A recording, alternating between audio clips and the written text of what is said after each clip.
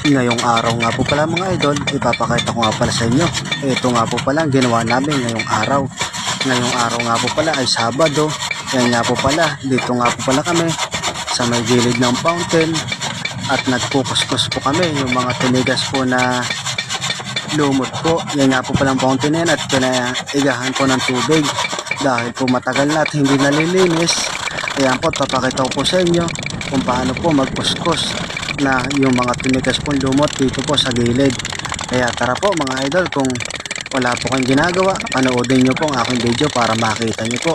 Kaya tara po mga idol, samahan nyo kami magkuskus po na mga tinigas na lumot yan po sa gilid.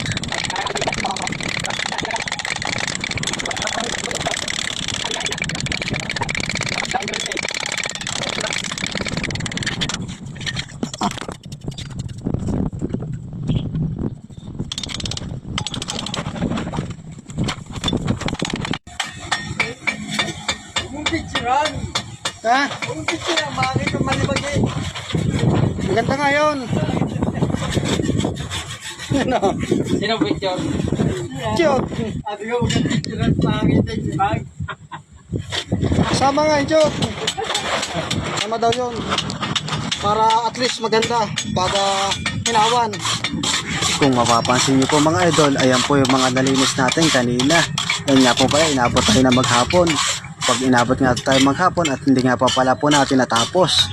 Pero po yung pagkuskus, ayan nga po, makikita nyo na malinis na po yung iba. Tapos yung iba po ay hindi pa. Yun nga po, grabing tigas. Gawa ng matagal na po medyo napabayaan. Ayan nga po yung kabuuan ng fountain. Papakita ko po sa inyo. At apat nga po pala kami dyan na pinagtulong-tulungan namin. Ayan po siya at papagandahin po natin para po ngayon pong summer ay bubuksan daw po yan. Para pag may nag-wish nga pala po dyan ay 1,000 po ang hinahagis.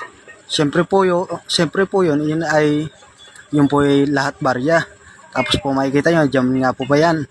Sa papunta po tayo sa may gate 1. Ayan po yung gate 1, no? Yan nga po pala bago pumasok sa Grand Civil. Yan nga po palang katabi ng gate 1 ay highway na po yan. Tapos yung kabila po ay gasolinahan. Ayan po, makikita nyo yung mga halaman at isang hilera. Pagkatapos po ay papakita ko rin po sa inyo. Ito pong, ayan po yung malapit po dito sa may school po. Ayan po yung school, oh. School po ng Grand Civil. Ayan po mga napasok yung mga estudyante. Ayan nga po, kids po yan mga idol. Ayan po, papakita ko po sa inyo. At ayan nga po pala ilang palapag din.